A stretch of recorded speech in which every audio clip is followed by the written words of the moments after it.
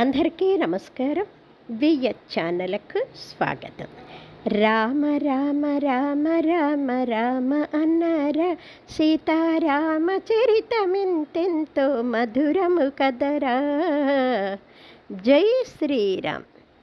అందరూ కలిసి సాయంత్రానికి తమసా నదీ తీరానికి చేరుకున్నారు. అక్కడ అందరూ కూడా విశ్రాంతి తీసుకున్నారు. అప్పటికే బాగా అలసిపోయినారేమో, అందరూ చక్కగా నిద్రలు పోతున్నారు. తెల్లవారుజామునే లేచినటువంటి శ్రీరాముడు లక్ష్మణుణ్ణి, సీతను, సుమంతుణ్ణి నిద్రలేపి, వీళ్ళందరూ లేచారంటే మళ్ళీ మనం వెమ్మటి వస్తామంటారు కాబట్టి కొంచెంసేపు బాధపడ్డ తర్వాత వాళ్ళు అయోధ్యపురికి వెళ్ళిపోతారు. మనం బయలుదేరదామని చెప్పేసి ఆ చీకట్లోనే నడుచుకుంటూ తమసా నదీ తీరాన్ని దాటారు.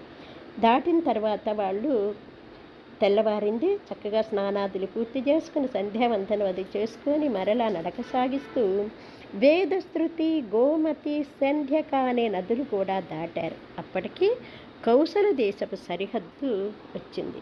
ఒక్కసారి ఆ సరిహద్దుకి, అయోధ్యాపురికి నమస్కారం చేసుకొని వనవాసానికి వెళ్ళటానికి అనుమతిమ్మని మనసులోనే ప్రార్థించి తర్వాత వాళ్ళు గంగానదీ తీరాన నడక సాగిస్తూ శృంగిబీరపురం అనే దగ్గరికి చేరుకున్నారు. అప్పటికే సాయంత్రం అయింది.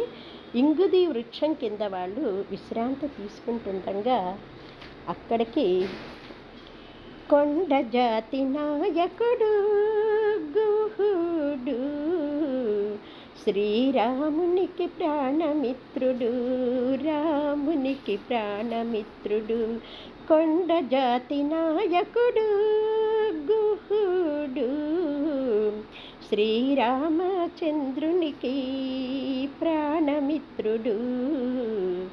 రాముడు వచ్చాడని తెలిసి మంత్రులు బంధువులతో కలిసి, రాముడు వచ్చాడని తెలిసి మంత్రులు బంధువులతో కలిసి, శ్రీరామచంద్రుని కలిసి కుశల ప్రశ్నలు వేసి, శ్రీరామచంద్రుని కలిసి కుశల ప్రశ్నలు వేసి, ఆర్ఘ్యపాద్యాలనిచ్చి ఆదరించి అతిథ్యమిచ్చే, ఆర్ఘ్యపాద్యాలనిచ్చి ఆదరించి అతిథ్యమిచ్చే, ఆదరించి అతిథ్యమిచ్చే.